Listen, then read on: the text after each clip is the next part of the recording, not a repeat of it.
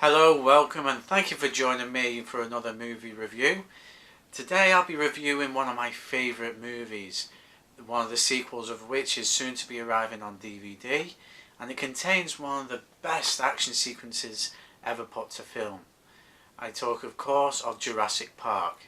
Tonally it starts off almost like a horror movie with the workers trying to get this very dangerous animal into this enclosure. And it also imitates another of Steven Spielberg's work, Jaws. However, it cuts from that scene straight to a lawyer standing on a raft coming to this dig site, which makes a bit of an awkward shift in tone. As the film goes on, we see the archaeologists dig out the skeleton of a dinosaur, and I can't help but think that real archaeologists wouldn't brush that forcefully, they'd be more gentle with it. But as it is, the whole reveal with the skeleton, it makes for quite a good and naturalistic feel. After that scene we have a kid who takes the mick out of the dinosaur, saying that it's just a 6-foot turkey. But if you think about it, a 1-foot turkey can be pretty aggressive. A 6-foot one, that can be quite terrifying. He obviously hasn't thought this through. And I love Grant scaring the hell out of the kid. For some odd reason, it's quite fulfilling. The kid looks like a young version of Syndrome out of The Incredibles.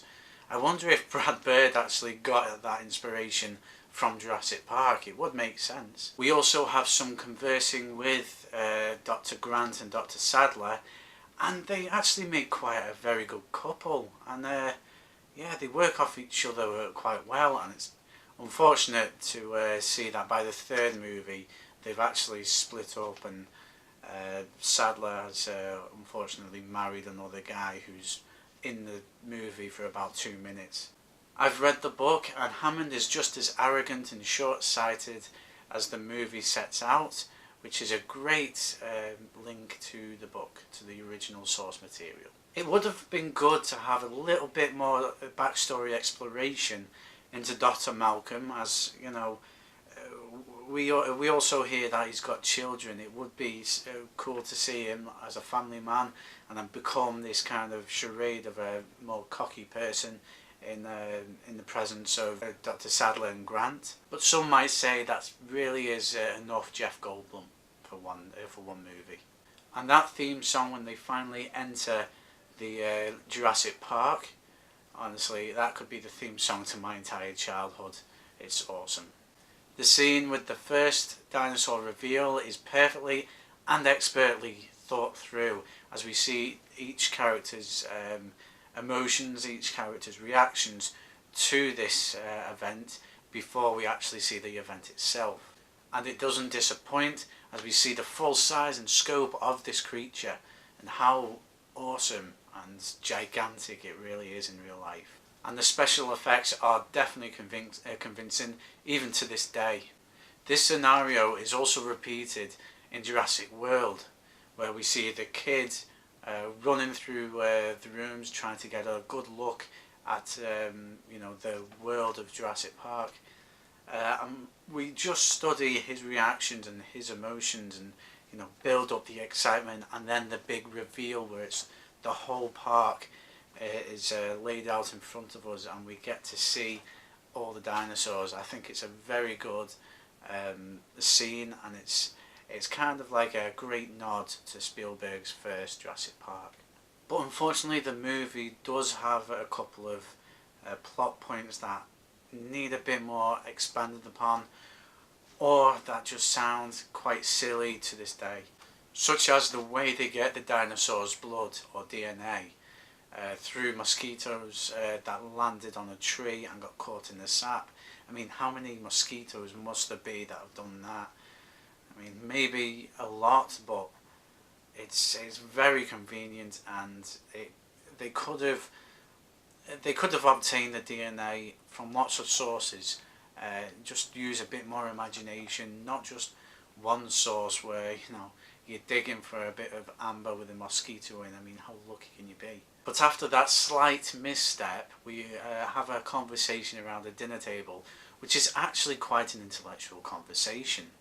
And it surprises us that Dr. Sattler and Grant won't endorse the park just yet. I also like the part where Hammond says spared no expense, because he does say that quite a lot in the book as well, so it's a great nod to his character and carrying it on from the book. It's a great nod of respect from both Spielberg and Michael Crichton.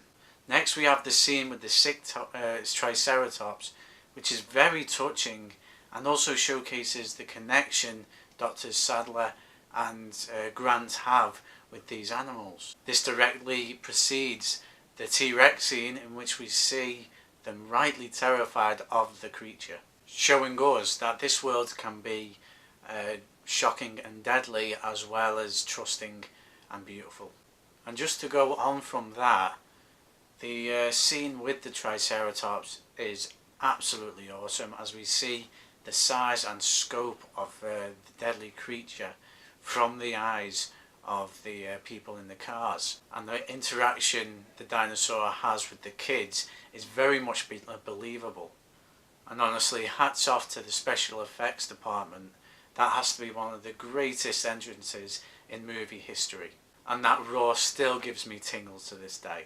But then we get to a slightly silly scene with the death of Dennis Nedry. During the scene he slips up on this bit of waterfall and slides down a little embankment, and honestly there was a sound effect there which wasn't needed at all. It just kind of brought you out of the moment, and honestly it was almost cartoonistic, and that's not good in a movie like this where it has to ramp up the terrifying tension. I am glad for the way he went out, being punished for being such an arsehole and an ignorant pig. But previously in the movie, Grant is heard saying that he dislikes kids, and now with him alone in the wilderness with them, we see a growth in his character, and he actually looks after and protects the kids, and also educates the kids a bit about the dinosaurs as well. So yeah, that's a really great scene to show his growth in his character, by showing a touching moment as Grant and the kids wake up to see one of the brontosauruses chewing on a branch nearby. Right after this scene we have the discovery of the eggs, which means that the dinosaurs are breeding contrary to what the scientists had told them. This raises the danger level a bit, and you start to see a pattern in the movie. You see a heartfelt scene followed by a very uneasy and dangerous scene, and they're almost pat together just every time. You notice that pattern, and you can guess what, you can kind of see where the eggs scene is put together quite beautifully, and that's the thing, it has a beautiful tone but also a kind of a dangerous and nervy soundtrack to it, almost to hint at the fact that something so beautiful could also be quite dangerous. After that we have the scene where Dr. Sattler turns the gates back on, the electric fences, which is great and tense, as we see one of the kids still on the fence and nervous, and you know, he doesn't want to just jump off. But I love how they incorporated Dr. Sattler back into the danger of the park, because you saw her in the bunker with Hammond and Jeff Goldblum.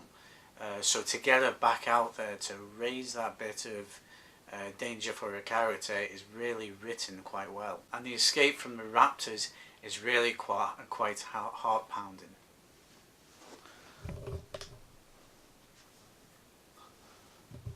Now the raptors in the kitchen scene, though exciting to watch, it does show some of the raptors actually acting quite idiotic, and it's not what we've previously heard about them. And I never got what Tim was trying to do as he was running away from one of the raptors.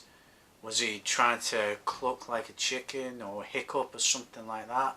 I don't know, that's just one of the weird aspects. Later on, as Dr. Sattler and Grant are holding the door closed against the raptor, and the girl is on the computer trying to get systems back up, I kind of get the feeling that we needed a bit more backstory with the girl and the lad, as to what kind of interests they have. I mean, the lad easily has interest in dinosaurs, but I mean, when the girl goes on the computer and, you know, does her hacker stuff, it would have been good to see her actually near the beginning have some interest in computers.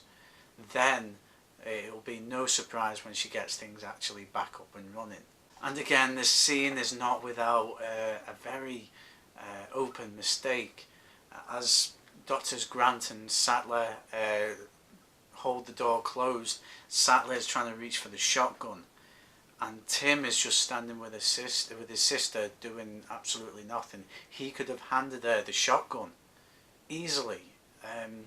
So yeah, that scene though really well shot, and you know, the danger level is at very much a high. It does have a couple of odd plot holes. After that though, we have a cool shot where Lexi almost loses a leg as she and the group crawl across the ceiling. Again, the special effects department well deserves an award for their hard and beautiful work. And to top it all off, with raptors closing in on them on all sides, who should come to their rescue at all? It's the T-Rex, and he is awesome. He's giant. He owns the bloody movie with a cinematic and awesome, grandiose roar. And at last, they escape to the helicopter, where they lift off and finally get off the island. We get the touching and admiring scene of the dinosaurs as they fly over the ocean. And together with the music, the ending is quite an optimistic tone, which is the total opposite of what it started off as.